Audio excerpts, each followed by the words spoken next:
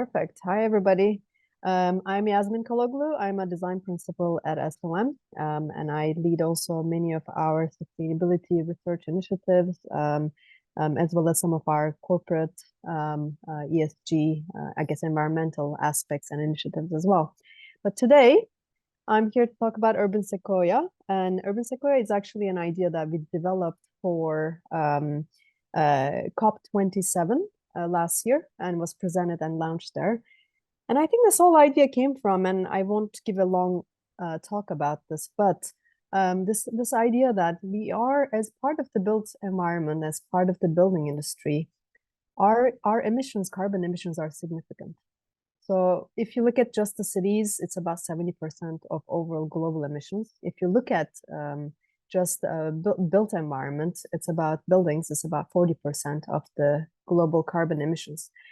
And, I'm sure you've seen many of the doom and gloom scenarios, melting ice, diversity disappearing, climate's changing, more extreme weather events.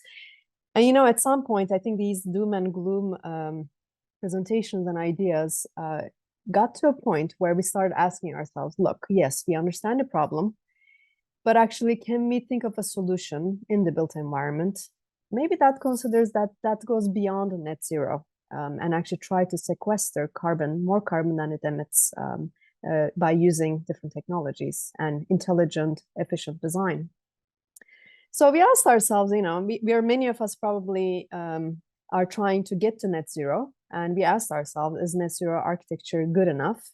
Or can we actually go beyond that?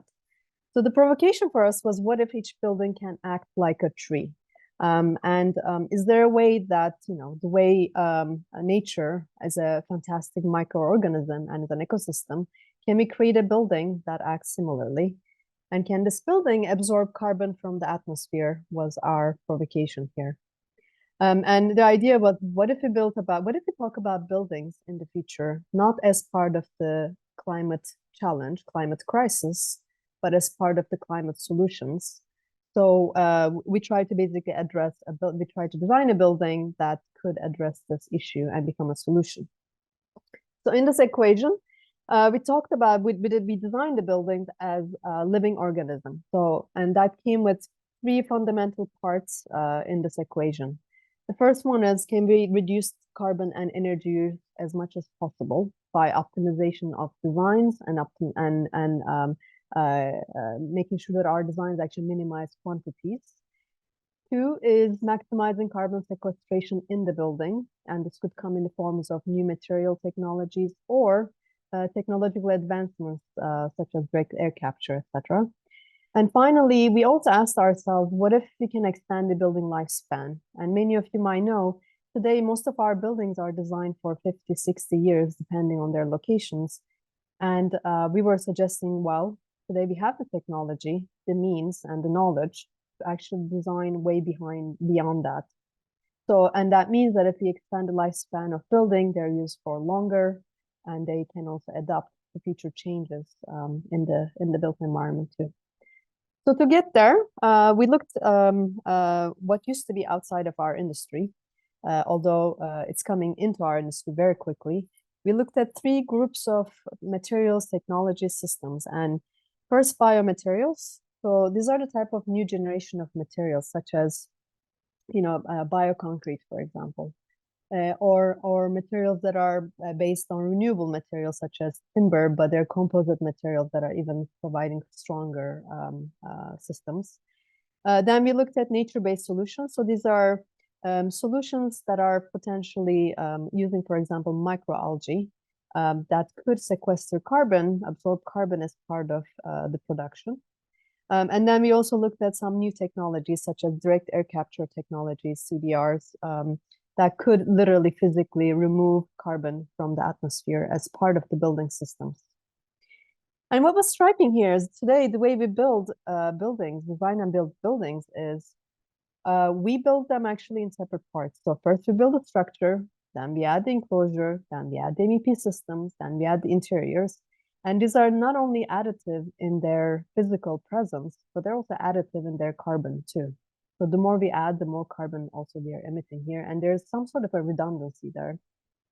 So we were asking ourselves, well, what if we actually take an integrated approach to begin with, where every part of the building serves more than one function, and often three functions. So we can start consolidating systems and eliminate some too. So we designed a modular shell system actually that reduced structural quantities and starts eliminating some of the repetitive items from an additive design going to a reductive design in essence. And as doing so, we basically are able to eliminate some of the systems, such as the on-floor air duct, because we can use the underfloor air displacement system. We were eliminating the false ceilings, eliminating the raised floors, and structural slab is dramatically reduced, and also waste of construction and is also dramatically reduced as well. And by doing so, we were able to basically create a different kind of building where actually it's breathing air, capturing carbon, and also it's a system that is using every part is serving more than one function, therefore creating inherent efficiencies in design that we're working with.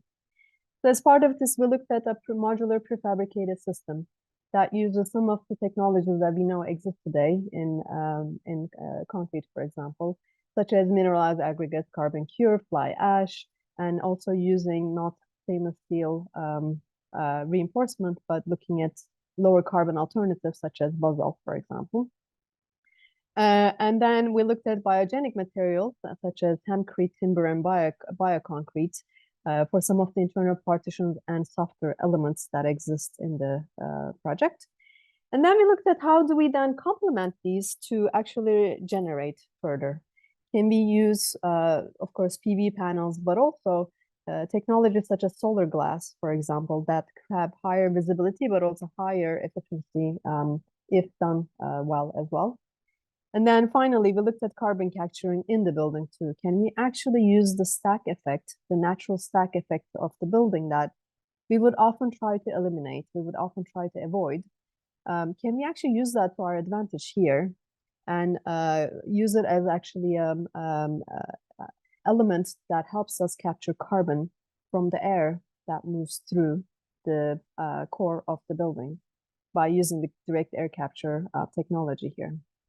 So by doing all of this, and I'm trying to give a very quick summary of a very long exercise here that my fantastic team worked on.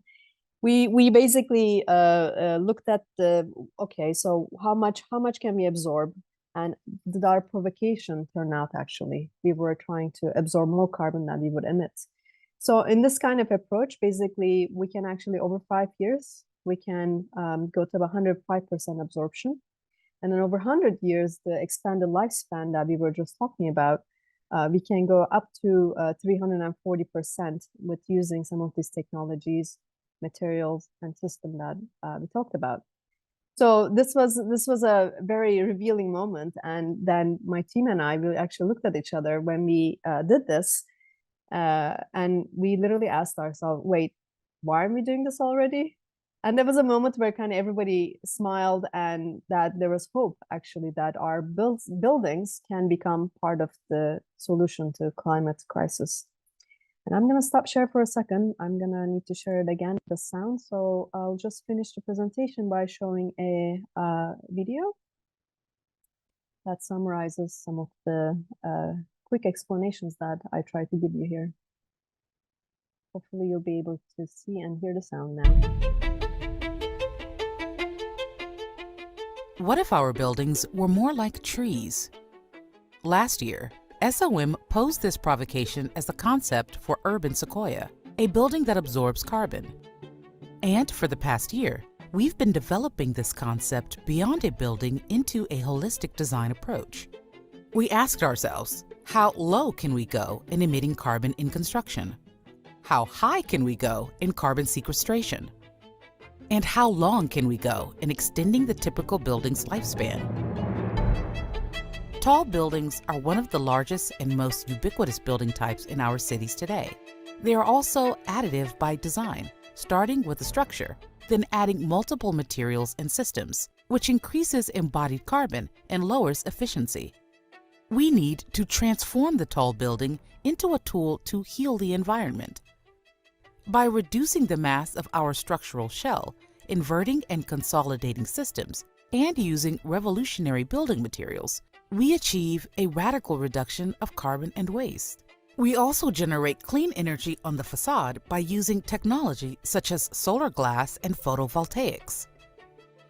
We go further by using stack effect currents with direct air capture technology to remove carbon dioxide from the surrounding air.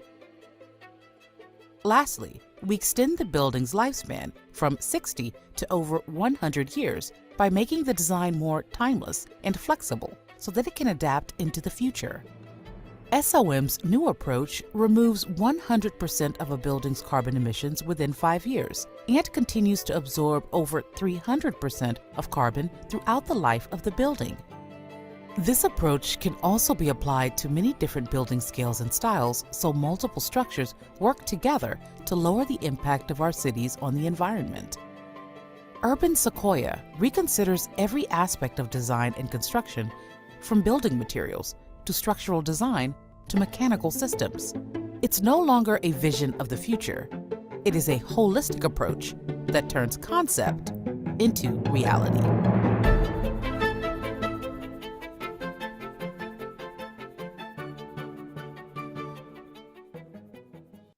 And I'll pause right here because we also had amazing collaborators on this project, not just within my firm, but also externally, such as Casimiro, Ed Mazria, Kira Gold, Vincent Martinez, Rubar. So team effort, and that's maybe what made this project possible. And I'll stop share now. And thank you for your time. It's been a pleasure being here with you, and I look forward to your questions later on.